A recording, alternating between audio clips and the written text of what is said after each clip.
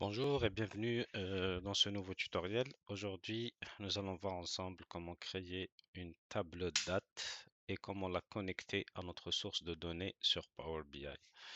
Donc, pour commencer, pourquoi c'est important d'avoir une table date dans nos jeux de données qu'on va aller connecter? C'est bien pour la simple raison que avec cette table, on va pouvoir faire des manipulations et des agrégations par la suite, comme le year to date, comme le month to date, comme le last year month to date, ainsi de suite. Ça, c'est plus pour faire des comparaisons entre des années et utiliser la performance euh, du DAX sur Power BI. Pour commencer, on va importer un fichier de données. En fait, dans ce tutoriel, ça va être un fichier Excel qui est vente. Donc, on va faire notre importation.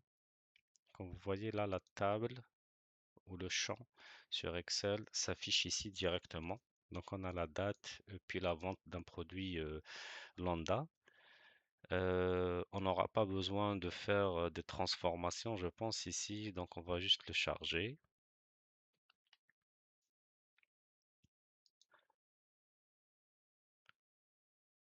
Alors, chargement en cours, merci de patienter. Donc on a 23, presque 24 000 lignes. Puis on va avoir notre table qui va s'afficher ici. On a la colonne date et nos ventes. Si on va ici, donc afficher les tables, donc on aura juste notre table ici. Puis on va avoir la date, puis les ventes. Alors, de ce côté-là, on va essayer de mettre ça en short date. On ne veut pas voir les mois s'afficher. Parfait. Et pour créer la table date, on va y aller sur accueil, puis nouvelle table. On va l'appeler ici euh, calendar table. Et on utilise la fonction du DAX qui est calendar. Par la suite, on va faire rentrer le minimum de notre plage de données concernant les dates et le maximum de cette même colonne pour pouvoir indiquer à Power BI où est-ce que la date de départ se situe, où est-ce qu'elle se finit. Donc là, on va y aller sur minimum, min, on clique dessus. Alors, et là, on veut avoir vente, date. Donc là, on veut avoir le minimum de cette colonne via la table vente. Puis, on clique sur virgule, puis on va lui donner le maximum qu'on veut aller chercher de la même table. Alors, c'est toujours vente, puis la colonne date. On ferme ici, puis on rajoute une autre parenthèse. Donc là, on est bon. On clique sur valider, puis comme vous voyez, on a directement notre variable ici, date. On va la mettre en short date. Et si on va vérifier, alors ça commence le 2 janvier 2022, puis ça se termine le 31/12/2023. Si on va dans notre table initiale, date, si on clique ici, on fait un sort.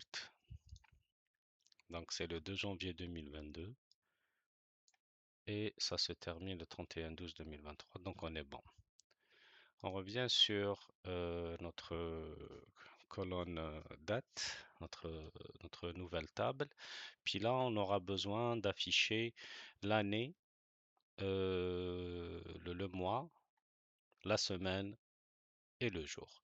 Donc pour ce faire, toujours on revient ici sur accueil, puis nouvelle colonne.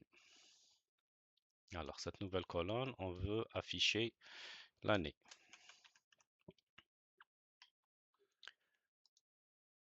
Alors, DAX nous propose la fonction year. Donc là, ça me met une erreur là parce que j'ai appuyé sur entrée. Mais ce qu'on veut lui donner sur là où il va aller chercher le year, c'est tout simplement au calendar table avec notre première variable qui est date. On a nos années ici. Même chose, nouvelle table, plutôt nouvelle colonne. Ici, on va voir le mois. On peut écrire month et ça va être la même chose. Donc ça va être calendar table. Puis on veut y aller toujours chercher de la colonne date. On a nos mois ici. 1, 2, 3, janvier, février, mars, selon cette première colonne. On va rajouter la colonne semaine.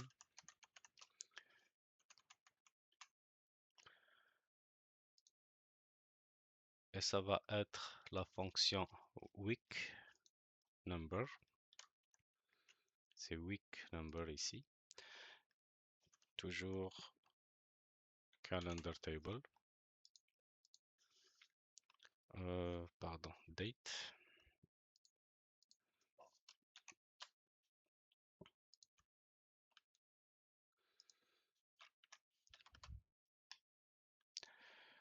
Et il nous resterait à rajouter la colonne jour.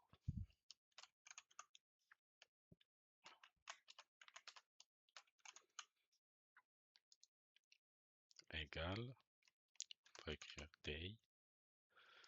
Alors day, toujours la première colonne qui est calendar table, variable date. Parfait. Donc là, comme vous voyez, nous avons notre table date avec les années, le mois, les semaines et les jours.